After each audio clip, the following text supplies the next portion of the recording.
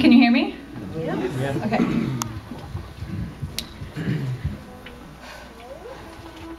Love you, sweetie. Love you too.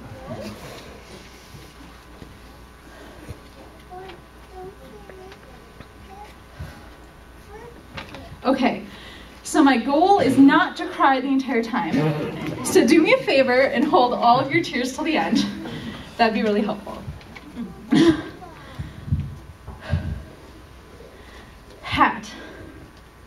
Hattie, Heather, but she didn't like being called Heather. Only two people really got away with that. Her mom and my dad, and he really didn't get away with it. Mumsy, Mima, Grandpoobas. She even had a biker gang named after her. Mother, daughter, sister, lover, cohort, friend. She was so many things to so many people.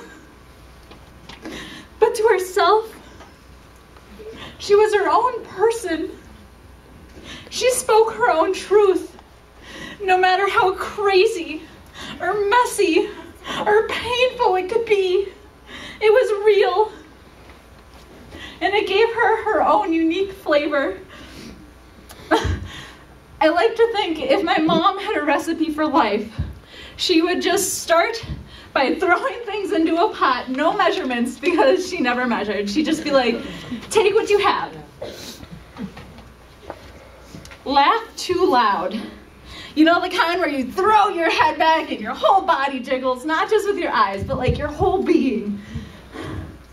Love unconditionally. The type that you feel with your entire being. Feel deeply.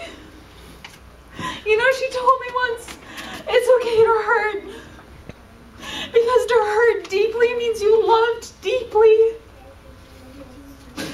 Fart often. Even if it's in public spaces, especially if it's in public spaces. That goes back to the laughing often thing. Sloppy smooches. You know, the kind where she gets right up in your face and you have to wipe them off or rub them in, but they're still kind of there. And real bear hugs. Like that real, with your whole body, with your whole spirit, the type of hug that you begin and end everything with, because that's what life is about. That's what a hug is about. It's a hello, it's a goodbye, it's a I'll see you later.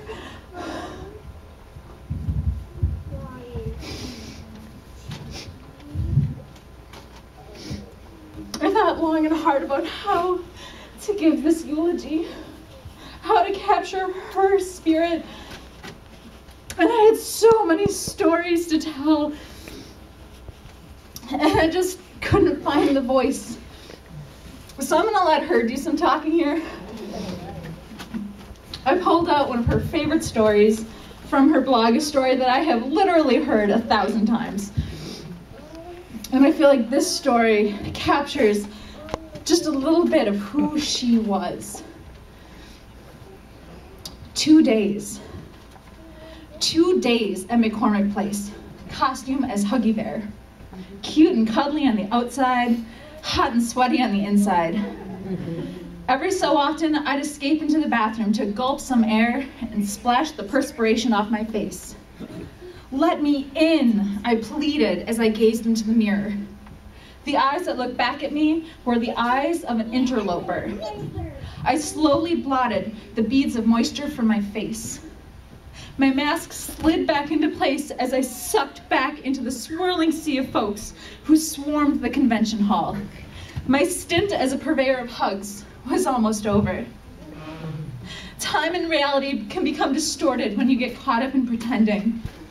Oh, the promotional hugs were real enough, yet I'd been pressed into a strange place, like a violet between the pages of the dictionary. Later, as I stood in the hotel room shower, I felt the water drum its beat, lavished in its ancient song. I was a shape changer, merging back into myself, but with a new dimension. Huggy Bear had built my confidence, but the real test was now to come. How would it feel to enter that space forthwith as a person? My insecurities, doubts, and anxieties taunted me, and I felt a surge of determination. I was as good as anyone else. Dear God, be with me, I murmured as I pulled my clothes on. Pushing through the glass door, the change I sensed wasn't just with me. There was a winding down. Business had been accomplished, and this was more or less the schmoozing hour, before the big push to pack them up and move them out.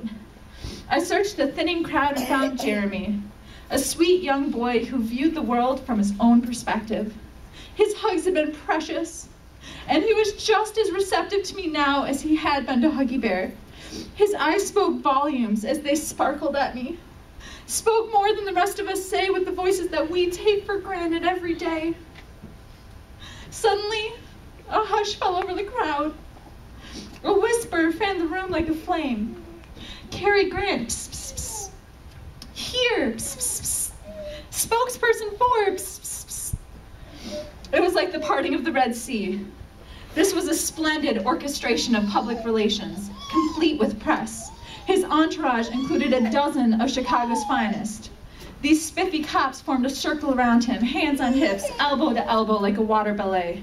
I looked past them to a man who wore a costume every time he was in public. Excuse me, I murmured as I gently pushed past two beefy arms and slid into the circle. My heart was beating wildly. Mr. Grant, I'd like to give you a hug. The crowd had closed in and was wrapped in that moment. There he stood, bigger than life, my idol, my crush. He took me in his arms, and as he embraced me, I felt reality click into place. Here was someone who had spent most of their life pretending. And I felt a sadness in our hug. As I unwrapped my arms, he tipped me back and stared into my eyes. Looking up at the crowd, he drawled, "Isn't life grand?" Then, bending over, he pressed his lips to mine. I was transported into the movies that I'd grown up with. For a glimmer, for a moment, I was his Katharine Hepburn. As I slipped back into myself, back into the crowd, I heard a very young woman comment to her friend, "Who would want to kiss him? He's old." I smiled inwardly and hunkered down next to Jeremy's wheelchair. "You know, you're the best hugger here," I said, tears flooding my eyes as we said our goodbyes. He threw himself into my arms and hugged me for dear life. My hero.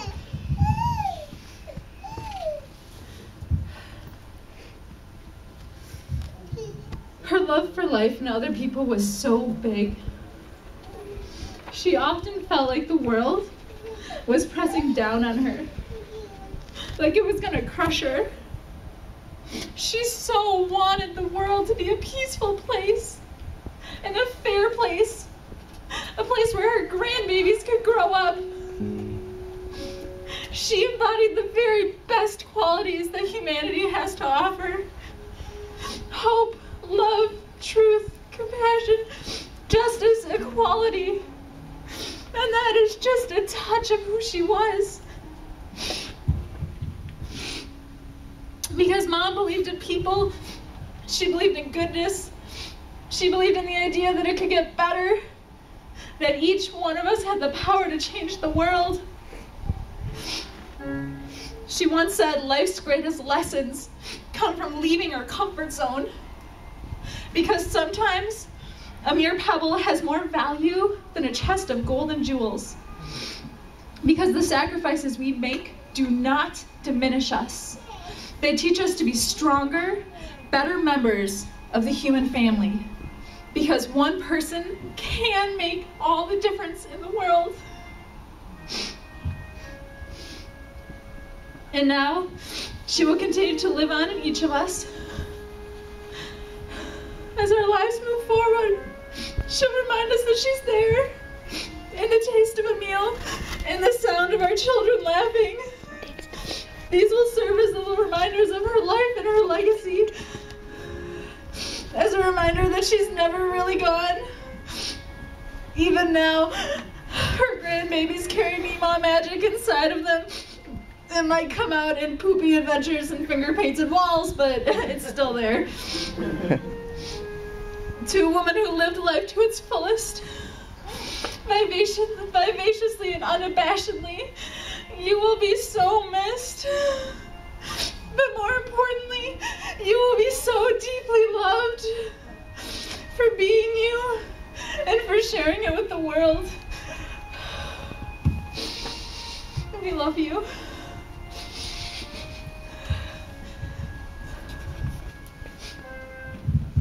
Thanks, Teale. Let's give her a big hand, and let's give